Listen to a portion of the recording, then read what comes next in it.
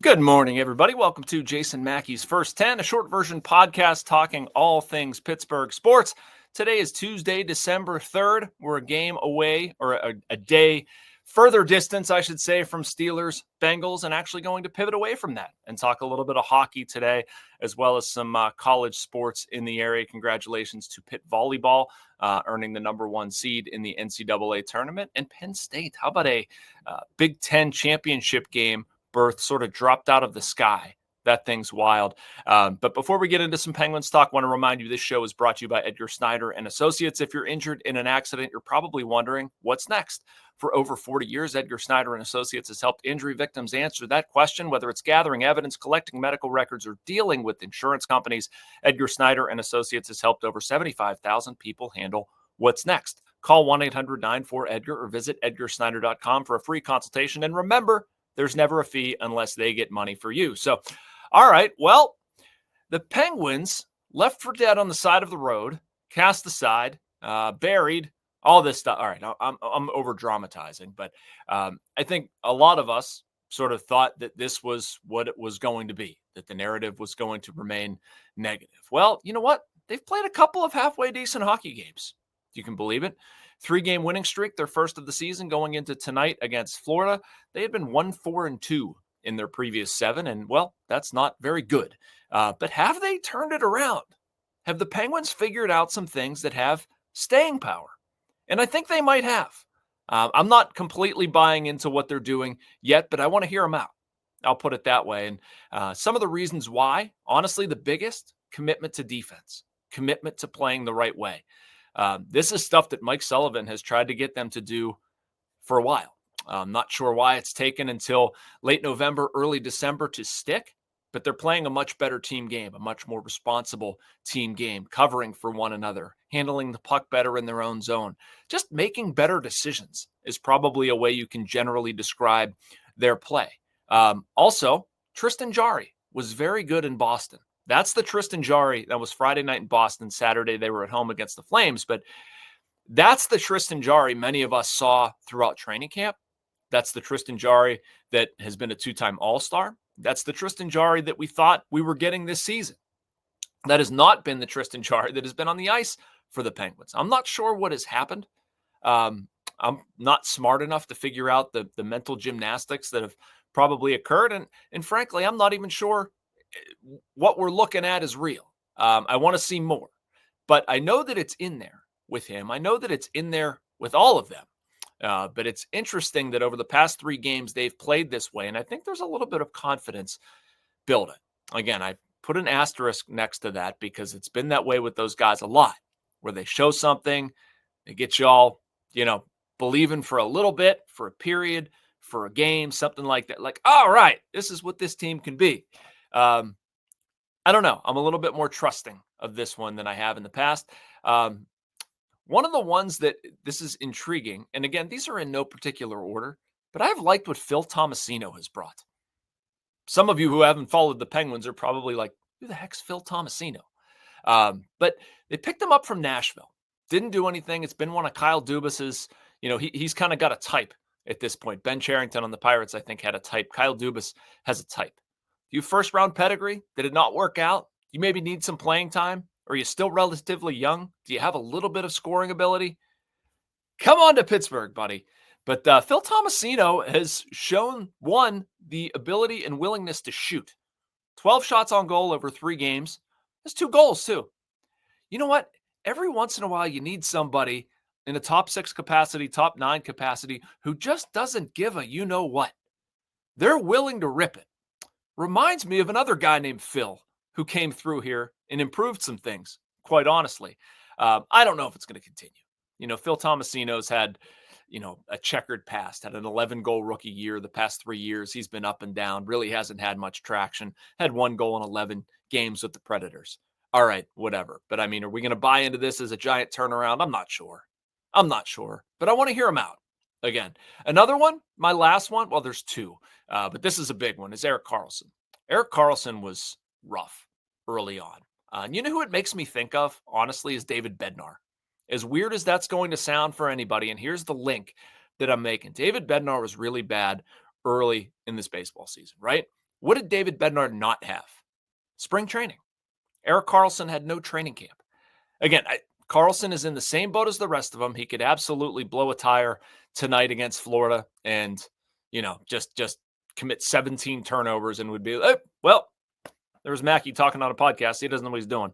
But anyway, Karlsson's been a lot better the past three. He really has. If you look at, I was looking at high danger chances created across the entire NHL. Erik Karlsson and Marcus Pettersson are 1 and 2 over the past 3 games. That's how good he's been. Expected goals for 5-on-5. Karlsson's at 4.46. That's third in the NHL. Pettersson 4.33. That's fourth in the NHL. He's been on the ice for a lot of good things. Asked Mike Sullivan about that last week and said one of the things that Karlsson's been more responsible with is finding the right times to do things and also seeing the entire, these are probably related, but sort of seeing the entire ice both offensively and defensively, knowing when it's time to go, when it's time to stay back. But I thought he's walked that line a lot better. I think maybe it comes with a little bit of experience. But anyway, Erik Karlsson's been a lot more productive over the last 3. Obviously, that helps the Penguins a ton. Michael Bunting, by the way, has been a lot better. There's been splits, and I don't have the stat in front of me, but he's been really productive over about his past 11, 12 games, and it's been a noticeable force on the wing, their second and third line. I've really liked Raquel, Crosby, and Rust up top, that if you're going to flip Bunting, can even give him a third line capacity, give the Penguins some minutes there. He's also been really good to Gino. All right, we're going to take a short break, but want to get to some other things, some thoughts on Penn State as well. On the other side of a message from the Bradenton Area Convention and Visitors Bureau. Ready for an escape from the everyday? The Bradenton area on Florida's west coast is welcoming visitors. Our world-famous beaches are being restored to their pristine states. Beloved island businesses are bouncing back faster than expected, and our signature Floridian cuisine is just as fresh as ever. Don't wait. Start planning your visit today at BradentonGolfIslands.com. So how about the Penn State situation, huh?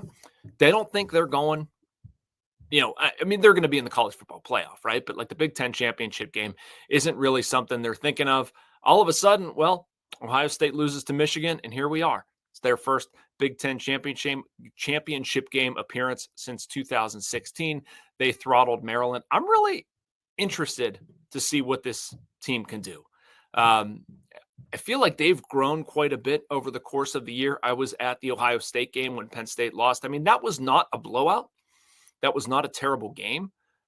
It's not that it wasn't not frustrating, and pardon the quintuple negative in that sentence. I mean, James Franklin's coming off the field getting booed. Everybody's upset. One thing that stands out to me, though, is Franklin in the interview room afterward talking about college football is different. This is different. We need to keep plugging along. We still have all of our goals in front of us, whatever. I think a lot of people probably thought that Franklin was crazy at that point, and I'll give him credit. He really nailed it because they've kept going. They've gotten a couple really big road wins and has really shown that they've been a pretty resilient team, to be honest with you. 5-0 on the road this season. WVU, USC, Wisconsin, Purdue, and Minnesota. It's been very impressive to see that and see what the defense has done, how they've won some of those games. The Wisconsin game stands out in particular. They lose their starting quarterback, Drew Aller. Bo Perbula comes in, and it's been very impressive. And now you get Oregon in the Big Ten championship game in Indianapolis on Saturday night, 8:00. It's their first meeting since 1995 when Penn State beat Oregon in the Rose Bowl. Reading that, get to see Kajana Carter, a pool there. But there's just some irony here, right? Like Penn State was buried. We're talking about firing James Franklin, all these negative thoughts. And then all of a sudden, first season with the expanded Big Ten, first team with the college football playoff. Penn State is in it or has an opportunity to be in it. They've struggled beating really good teams, yes, but they've struggled beating traditional Big Ten powerhouses.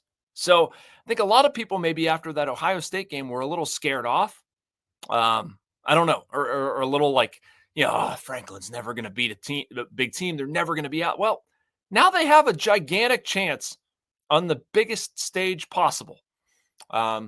Very curious to see how this works out. I'll be writing a column on it Wednesday for Thursday, just about the whole opportunity for Penn State. Hope you will check that out. We'll also obviously be glued to a screen. Don't think I'm going to Indianapolis. We'll see.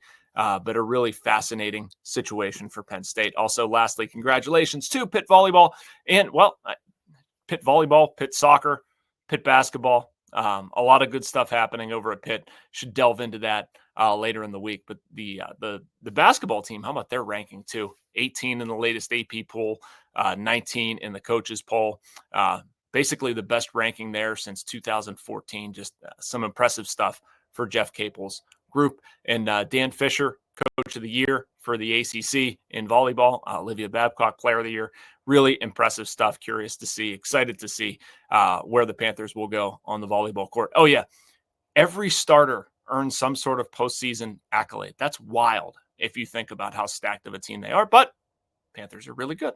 Haven't checked out volleyball, opportunity to do so. Same thing with volleyball, soccer. A lot of good things happening there. Anyway, that does it for me on First 10 today. We'll be back tomorrow, same time, same place, middle of the morning, talking all things Pittsburgh sports. Thanks for watching First 10, everybody.